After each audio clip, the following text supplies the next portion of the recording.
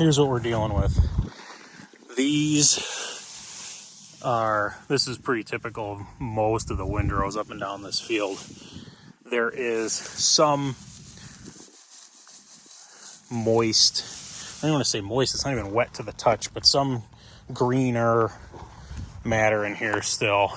All of these windrows pretty consistent as far as thickness goes. I will say this section right here, it's more of like a flat spot. This field kind of naturally works its way down, flattens out, and then slopes down again. That area right in there is by far the thickest and the heaviest alfalfa content. So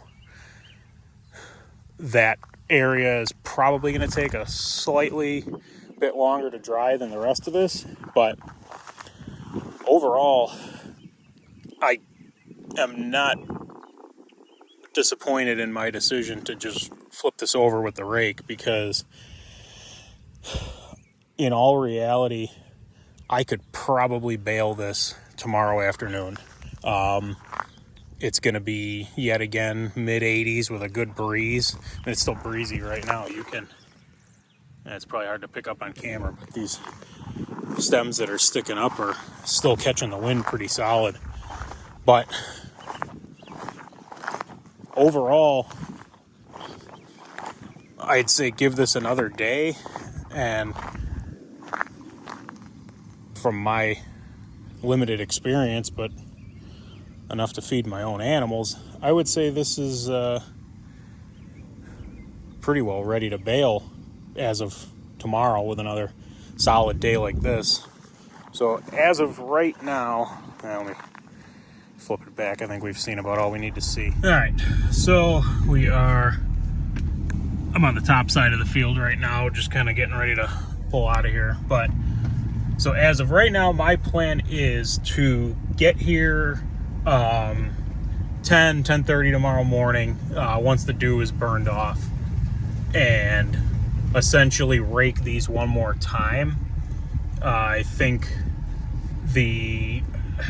just the way it works, I think there's still going to be a decent amount of green that's on the bottom that might not have gotten picked up or anything like that. So I plan on flipping them one more time in the morning, and then I need to get some other stuff done, and then I will probably try and get back here around 2 to 3 and just find the thickest spots on these windrows and really test them and see where we're at. And if all looks good, I might start baling tomorrow.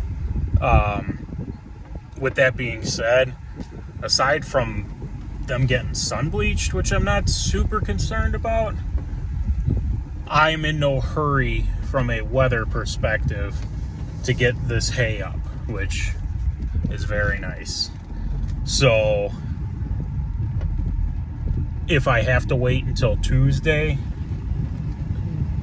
not a big deal whatsoever, at which point I could start a little earlier in the day. I could probably start baling around noon and then not have to worry about rushing to get it done before sundown tomorrow. So that's what I'm thinking, and that's where we're at. Just wanted to take a quick second and thank everybody who has been subscribing to the channel.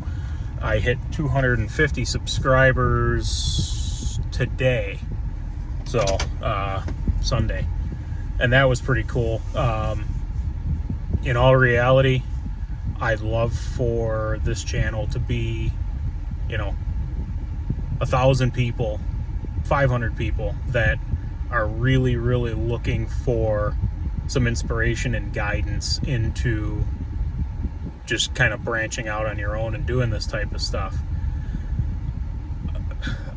Over the course of the past 5 years, I left what you'd call like a corporate job and started doing a part-time side hustle full-time, and have grown that into the resale business that I have, and then that has afforded me meeting some people and kind of getting involved in the ag market as far as equipment goes, which is always something I've loved even since I was a little kid. Our best family friends growing up owned a John Deere dealer before the big conglomerates started buying them all up.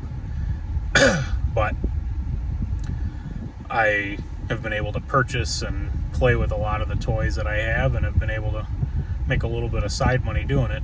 And if you can get your hands on some ground, I turned away a lot of stuff this year just because how busy I was, but just by word of mouth and talking to people in the community, I was able to pretty well get my hands on, 40 acres of decent hay ground.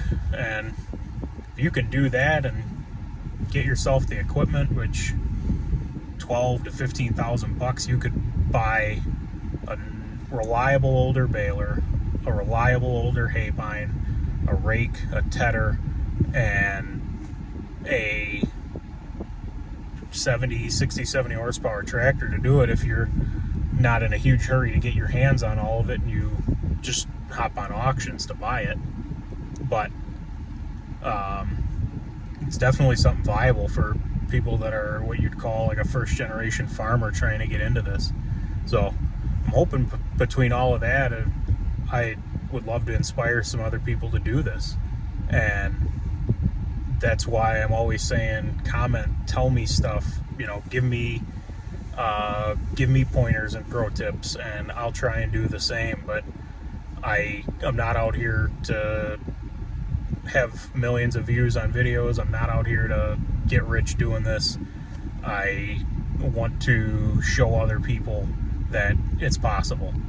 And even if you live in the northern Illinois area and you're interested in going to some auctions and learning the ropes, feel free to reach out in some capacity. I'm at all the sales within, a couple 100-mile radius of here, at least with an online presence, but I try and make most of them in person.